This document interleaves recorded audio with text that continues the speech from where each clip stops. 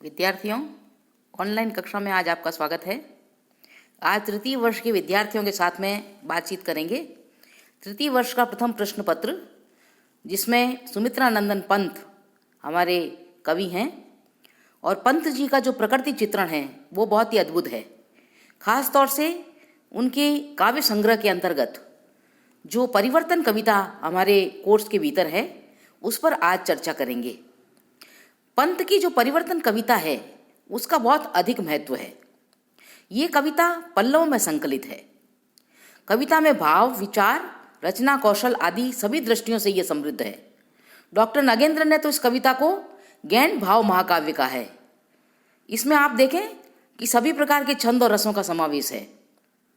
आप देखो, उच्छ्वास, आंसू, ग्रंथि, इन कविताओं के उपरांत परिवर्तन में कवि ने निर्लेप भाव से अपनी कल्पना भाव को प्रस्फुटित किया है। जीवन के संबंध में जो निराशा मूलक स्थिति है किंतु तटस्थ विचार है, उसको ये कविता प्रकट करती है। परिवर्तन को हम ऐसा भी कह सकते हैं कि ये दार्शनिक काव्य है और पल्लव की ये प्रतिनिधि रचना है। इसके अनुभूति पक्ष पर बात करें तो परिवर्तन कविता का दृष्टिपात करते हुए कुछ प्रश्न हमारे सामने खड़े होते हैं।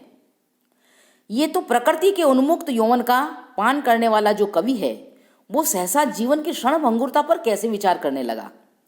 उसे ये कैसे आभास होने लगा कि 4 दिन की चांदनी है और फिर अंधेरी रात।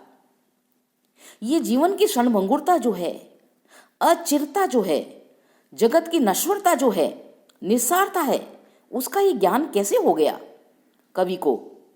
और कवि के जीवन में 2 महत्वपूर्ण घटनाएं हमारे सामने आती हैं इसके संदर्भ में।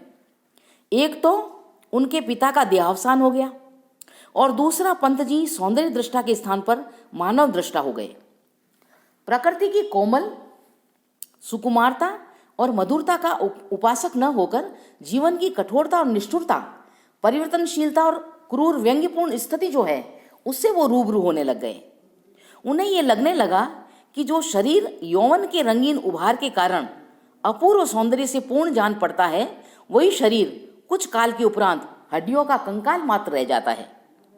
आप देखें तो परिवर्तन जो है वो अत्यंत क्रूर, कठोर और दुर्दमनीय स्थिति है।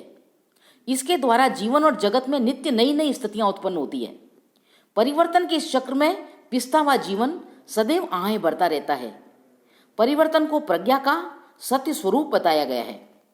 उसी को लोचन का अनूप लावण्य कहकर सुंदर कहा है और लोक सेवा के क्षेत्र में विकारहीन शिव स्वरूप बताया है। परिवर्तन को जो है सत्य, शिवम और सुंदरम का रूप सिद्ध किया है।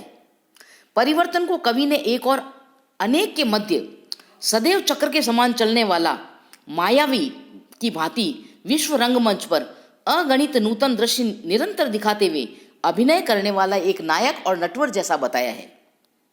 अंधेरे को हास और नयनों को अश्रु का पाठ सिखाने वाला ये सूत्रधार है। इस प्रकार परिवर्तन कविता जो है जगत की परिवर्तनशीलता को निरूपित करते हुए सुख और दुख, हर्ष और शोक, प्रकाश और अंधकार आदि जो द्वंद्व हैं उनकी नित्य नित्य खोज करने वाला प्रयत्न बताया है। तीसरे अभिव्यक्ति पक्ष को अपन देखें तो परिवर्तन कविता का जितना अनुभूति पक्ष समृद्ध है, जितना प्रखर है, उतना ही उसका अभिव्यक्ति पक्ष भी प्रांजल और प्रयोगपूर्ण है। इस अभिव्यक्ति का जो मूल आधार है, क्योंकि अभिव्यक्ति का मूल आधार भाषा होती है और भाषा ही जो है वो भावों को वहन करती है, तो इस कविता में खड़ी बोली कोमल भावों को प्रकट करने वाली है, बहुत ही सरस और अनुकूल है। पंत जी की भाषा ने अपने शब्दों के द्वारा मानव जाति की सभ्यता का उत्थान पतन, वृद्धि विकास, परिवर्तन, नूतन पुरातन सब कुछ को सजीव बना दिया है। परिवर्तन कविता में हर्ष भी है तो रुदन भी है, घात प्रतिघात भी है, कोमलता कठोरता भी है, चित्कार फुफकार भी है। ये सब भाषा के माध्यम से प्रकट हुआ है और भाषा के अंदर स्वर साम्य भी है, ध्वनि का साम्य भी है और शब्द युग्मों का अद्भुत प्रयोग है। परिवर्तन कविता की केवल भाषा ही प्रभाव उत्पादक नहीं है, उसकी अलंकार योजना भी अत्यंत चित्ताकर्षक है। आप देखिए अलंकारों का उपमानों का, प्रतीकों का अद्भुत प्रयोग है इसमें। शिशिर जा झर नयनों में घुल पल पल गिर जाते पड़ते, जैसे अनेक उपमाओं का सजीव वर्णन भी है, लाक्षणिक पदावली भी है, मुहावरों और अन्य उक्तियों का सुंदर सजीव लाक्षणिक प्रयोग भी है, छंद योजना भी है और बिंब विधान भी बहुत ही भावात्मक, और कल्पना जो है वो शाश्वत, गयात्मक और सजीव है। इस प्रकार देखें तो जो इनका प्रकृति चित्रण है, ये परिवर्तन कविता का अनुभूति और अभिव्यक्ति पक्ष है, वो दोनों ही अपने क्षेत्र में बहुत ही समृद्ध है।